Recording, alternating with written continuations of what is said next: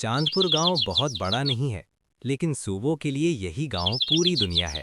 भोर होते ही वो कुहासे के बीच से चलता हुआ खेतों की ओर निकल जाता। मिट्टी पर पैर रखते ही जैसे उसके सीने में हिम्मत भर जाती।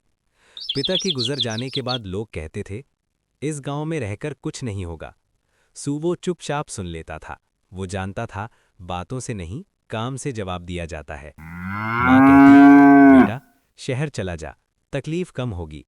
सूबो बस मुस्कुरा कर कहता, माँ, इस मिट्टी में तकलीफ है लेकिन भरोसा भी है। दिन में वो खेतों में काम करता, रात को दिए की रोशनी में कॉपी खोलकर बैठ जाता। बड़े ऑफिस का सपना नहीं था उसका। उसका सपना था अपनी जमीन पर खड़े होकर अपने फैसले खुद लेना।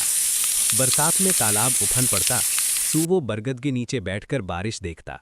कभी आंखें भीग जाती, पर किसी को दिखाता नहीं। जब गांव के लड़के शहर की नौकरियों की बातें करते, सूबो चुपचाप जमीन की ओर देखता रहता। एक साल सारी फसल बर्बाद हो गई, कर्ज चढ़ गया। गांव के लोग फुसफुसाने लगे, सूवो से कुछ नहीं होगा। उस रात तालाब के किनारे खड़े होकर सूवो ने खुद से कहा, अगर मैं टूट गया तो ये गांव मुझे फिर नहीं पहचानेगा। अगले साल उसने नए सिरे से शुरुआत की। आधुनिक खेती सीखना, अपनी मेहनत लगाना, सब मिलकर वो बदलने लगा।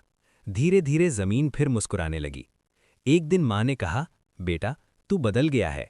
सूवो ने हल्की मुस्कान के साथ कहा, नहीं माँ, मैंने बस खुद पर भरोसा करना सीख लिया है। आज सूवो शाम को बरगद के नीचे खड़ा होता है। हवा में धान की खुशबू है, आसमान में चांद।